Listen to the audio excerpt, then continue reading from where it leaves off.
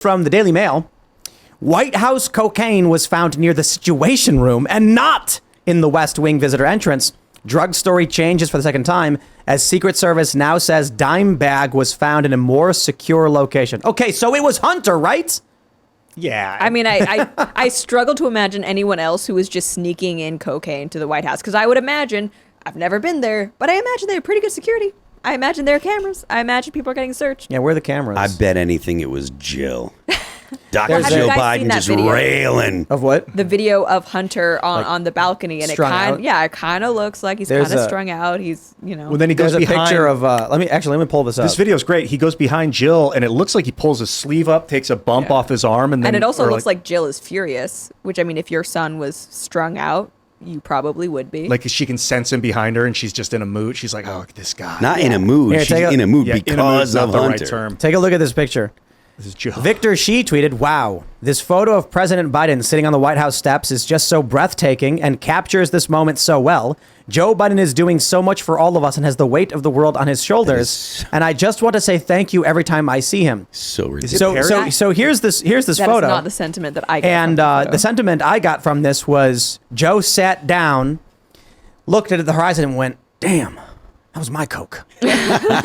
Like he's like, damn it, you Hunter, you can't just go They got it. 45 minutes without blowing lines up your I nose. bet he was thinking something like that. You know? Hunter.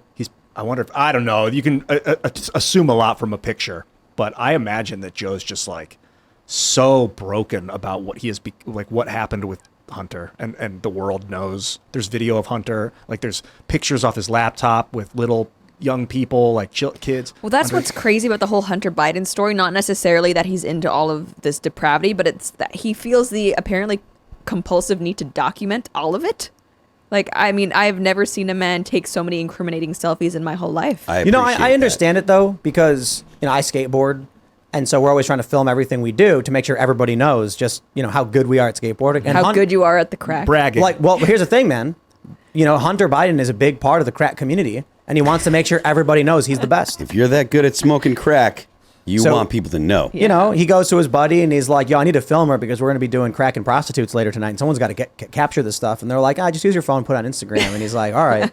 I was thinking about like the Roman Republic or the Roman Empire, really, how they would have like these giant parties and on boats, like when it was all falling apart. There's just these decadent things, and then we see this festival of Joe Biden just like vacantly staring out, his wife not even looking at his son, who's a crackhead, who just got like not pardoned, but like a misdemeanor for having like crack and a gun on him, and how they'll look back at this period of history at that and be like, wow, what did America become, that the first son was like just given a little pat on the wrist for having something that would have thrown other people in prison. Did you see the I'll leftist response to that was that it's because of white privilege. Nothing to do with Joe Biden and corruption because of that. It's specifically because Hunter is white, because all white people would have been treated the same in that So situation. stupid. And Ian, it may very well be that in 100 years, the way they look back on this moment is it was the beginning of the fall. Yeah. They may say- well, I think the Kennedy assassination was. They perhaps will write in the future and say, "Kids, There's always something the you can first go back fall to, of the American yeah. Empire started in what date?" And they're going to be like, "July 4th, 2023. And what caused it? Finding Hunter Biden's cocaine." That's right, kids. It is pretty nasty. It's like, what kind of faith can you have? I mean, obviously power, this is what I've always been told. They protect each other, people in power. Nepotism runs rampant, and they flaunt it. And I think this is Hunter's flaunting it, obviously, with all his pictures and propaganda. And then Joe's just completely ignoring it and saying, he's my son. Well, They said they found it near the West Executive Entrance. I think it's a lie. I don't Used by trust this. officials, visitors, and celebrities. Yeah, I don't believe them. Yeah. Next thing you know, they're going to be like, at first it was a library, then they said it was the West Wing, now Situation Room. Then So they're going to be like, we found it on Biden. We literally found it in his pocket. Or they'll say it was something other than cocaine next. They'll be like, it was actually baking soda. We thought it was Coke. It wasn't. I mean, what a bunch of crap. Why would they even tell us anyway? Why would they even bring this up? Because they want to replace Biden. They're getting rid of him. Mic drop. I think you're right, dude. Yeah, it's probably going to be Newsom or something. Yeah, well, he's going on a nationwide tour. He was doing something. I think it was in Idaho and Boise, where he was visiting a bookstore. Like, oh, look at these banned books. It's like, you're at a bookstore. The books are not banned if they're at a bookstore. But I mean, there's no reason he's doing anything outside of California unless he wants to run for president. What do you think about Michelle Obama? I think so. She doesn't really have the experience or the gravitas that Barack did, but there's a lot of nostalgia around the Obama presidency for, I think, like a lot of independents, probably disaffected liberals. So I think, I mean, if it's her or Kamala, definitely Michelle Obama. Yeah. Yeah, but the truth is, if you have nostalgia for Obama, you didn't pay attention to Obama's presidency. Oh yeah, I'm not denying that. But I think there are like a lot of disaffected liberals or people who would not vote Democrat now who were happy to vote for Obama regardless of how things were going, just because it felt nice. You know, he felt like a president, and it was the good old days back then, even though it wasn't in a lot of ways. Partly why some people probably voted for Biden. Yeah. Because they thought it was going to be like Obama or whatever. But it's probably going to be Newsom. We'll see, though. I mean, I really don't know. We're an eternity I away. feel like that would be such a hard sell because you are governor of a state that is bleeding, hemorrhaging people. It's just going down the drain. Who on earth would look at California and think, yes, Cult more members. of this? It's there are people who live in these places. yeah. And they keep defending what's going on. It's remarkable when we have a conversation with some of these liberals, people who live in New York, and it's like 25 people were pushed in front of subway trains last year. Like, that's bad. And they're like, so what? And I'm like, well, you don't have, I'm not arguing every single person in Manhattan is falling in front of trains. I'm saying you probably should do something to stop this from happening. Yeah, well, I think Whatever it may what's be. frustrating about talking to people from New York and California especially is that they act like those things are normal. Like, I remember there was what it was with Jordan Neely, right? This homeless guy was threatening people. There are so many New Yorkers who are saying like, well, that's just normal. That's an everyday occurrence. He didn't need to freak out. I was like, what is the matter with you people? You don't need to live like this. There are so many other places, even other cities where this doesn't happen. Stop defending it. And it's also frustrating because these are the people who by and large hate America the most. And it's like you are in a blue city, in a blue state, when the president is a Democrat. If things aren't going well, perhaps step back and take a look at why that is. I'm kind of excited for everything that's going on with politics because I'm feeling like, we're winning with the Bud Light stuff especially. And I do think we're going to start to see more liberal personalities start adopting the disaffected liberal stances on things because at a certain point they're going to realize there's no market for the weird leftist stuff. I mean, I'll put it this way. 8 years ago, it was intersectional feminism, critical race theory. Now it's wokeness, gender ideology. It keeps it keeps changing what the left wants. They have no position. It's just random and amorphous. At a certain point, as they keep getting crazier and more unhinged with whatever it is they're supporting, people are leaving. Liberals are becoming disaffected. And that means these commentators are going to lose their positions and they're going to be forced to be like, okay, that's too much for me. I think people are starting to wake up because I follow, this is just a very anecdotal thing, but I follow a lot of makeup brands on things like Instagram just because, it's fun, it's girly, whatever. But during Pride Month, it's insufferable. Every makeup beauty brand, any brand that caters to women, they're all out trans this, let's put men in our products, whatever. I started actually looking through the comments because I was just unfollowing brands because I'm sick of it. I started looking through the comments expecting this is brave, because by and large women, at least on social media, they all eat that stuff up. But no, overwhelmingly people were fed up saying, unfollow, what does this have to do with the product? And I think that's a good, if even normies are getting sick of it, normies who are probably left, right? Women are getting turfy. Like I literally just this morning, I got a text message from a buddy of mine who's in a very well-known band. And he's like, he sent me a tweet from Jill Flipovic.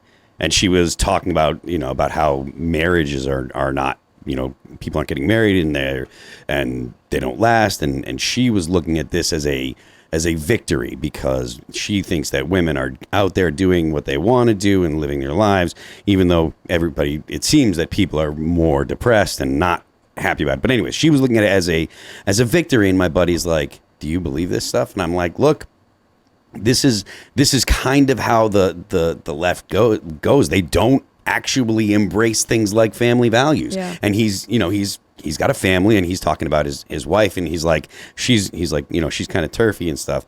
And I was like, look, she was talking about women and men in women's bathrooms and stuff. And that's where the line is being drawn. Women want to have their own spaces. Yeah. You could probably get away with bathrooms. Maybe you're not going to get away with locker rooms. Yeah. You're not getting away with dudes with trans women in the gym locker room walking around with a boner. That's not going to fly. Look at Wii Spa. Remember Yeah, that? exactly. That thing? It's- Exactly. So that turned out to actually not be a trans person. It was just a guy who liked flashing his junk at women. And so because of these policies, and it's funny because conservatives are like, what's going to stop a man from doing it or whatever? And they're like, the left says, trans people don't do these things. Like, right, we're concerned about the men doing it under the guise. Yeah. So what happens is this dude goes in the women's locker room flashing his junk. And when a woman complains, they're like, must be a trans person, so we're not going to do anything about it. Then it turns out to be a repeat offender. They arrest. If it is a trans person, or if it is a trans person, they do something. Imagine what they're going to get on social media: the backlash, you're transphobic, etc. All of the incentive is to allow the person in the bathroom to do whatever it is that they want, just so long as they don't actually physically grab someone else. Yeah. Because the repercussions of being wrong or being accused of being social transphobic, suicide. yeah, Let me- it's social suicide. Let me tell you guys something. The first ever 1080 on a skateboard was done by, I think, a 12-year-old boy. 12. This is like pre-pubescent. There's no, they say puberty is the point or whatever. Oh, the 12-year-old boy, this tremendous feat. Where are the females? If puberty is what matters. So recently, I think a 12-year-old girl did the first ever 720 on a vert ramp. 720. Okay, so for those that aren't familiar with what this means, when you spin a full rotation around, it's a 360. You're spinning 360 degrees. You do that twice, it's a 720. You do it 3 times, it's a 1080. Just in this past week or so, a 12-year-old girl did a 720 on a vert ramp. The first time a girl's ever done it. It was a huge deal. Everyone's screaming and cheering. And I find it duplicitous to celebrate the first female to do a 720. At the same time, they're celebrating males competing in women's sports. Right. You recognize the literal distinction between males and females. Because if it really was that it doesn't matter if you're male or female, they would have been like, who cares that a female did a 720? A 12-year-old boy did a 1080. And then I think another guy did a 1260 a couple years ago, which was a real big deal. But the reality is, because they know females are not competing at the same level as males, what's going to happen when we've already had, if you guys have been following Taylor Silverman, who actually works here, she was competing in skateboarding contests and had lost contests to biological males. How can this contradiction exist? But I'll tell you, the frustrating thing about it, people in the skateboard industry at the highest levels will privately say, yeah, we're not okay with this stuff, and then publicly be like, yay, good for you.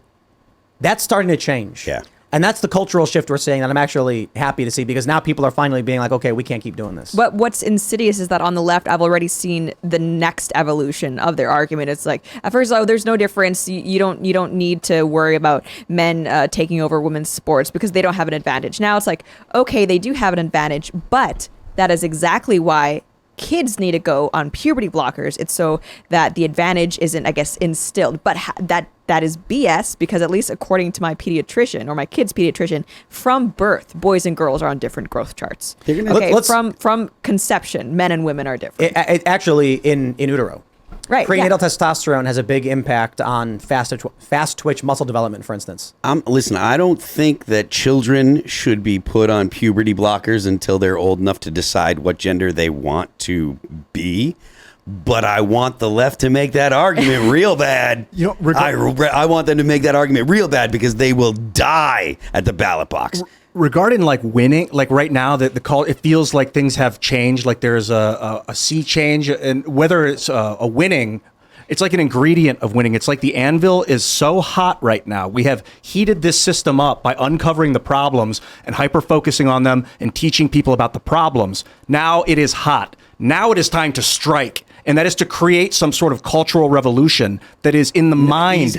Easy with those kind of. Well, this is what Mal. This was me in 2006. Pull in the cultural revolution talk. But that's what's happening right now, and we have to guide it. There's a cultural revolution that's happening regardless of whether you want it or not. The question is the outcome going to be preferable to you? Yes, and we need to push back against the people that are trying to have a cultural revolution in the U.S. because the cultural revolution is in an illiberal direction. What we want is we want liberal principles in America. And right now, the push in the Cultural Revolution is an authoritarian push. It's where the censorship comes from. It's where the shutting people down comes from. All that stuff is authoritarian and it's illiberal and it's not what we want. But we need a new way of living life in the, okay, for instance, kids are seeing porn at the age of 9. We need some sort of sexual education revolution in this country. No. We need to uphold the laws as they've been forever. You can't just, and I mean, if you just scream no, it's going to overcome Who said you. that? You just said no, and then you. He says we need to uphold the laws. In the middle of me explaining my position, Well, you you start cut me saying, off. Yeah, so I cut you off. Sorry. You said we need to have a sexual education for 9-year-olds. No, what needs to happen is it has always been illegal to allow children into adult movie stores and bookstores, etc. Yeah, sure. And then one day the internet gets invented, and then everyone in our country just goes, now it's fine. Well, no, it's not fine. Websites that allow children to access that stuff should be prosecuted the same way a bookstore would. What about It's the parents that are allowing it. That's the problem. Yeah, but you could say it's the parents that are allowing it when it comes to pornography. But if a little kid were to go into a supermarket and buy alcohol, you wouldn't just say, "Oh, it's the parents that need to do a better job." Parents let them do it. No, yeah, but the parents let them do it. But it would still be illegal to sell alcohol to that minor, regardless of what the parents wanted or not. Why is there a different standard for online pornography? Because that's also not the standard for in-person pornography. Thanks for watching this clip from the Timcast IRL podcast. Hang out with us live Monday through Friday at 8 p.m. and become a member over at timcast.com for uncensored, members-only shows exclusive. Thanks for hanging out, and we'll see you all next time.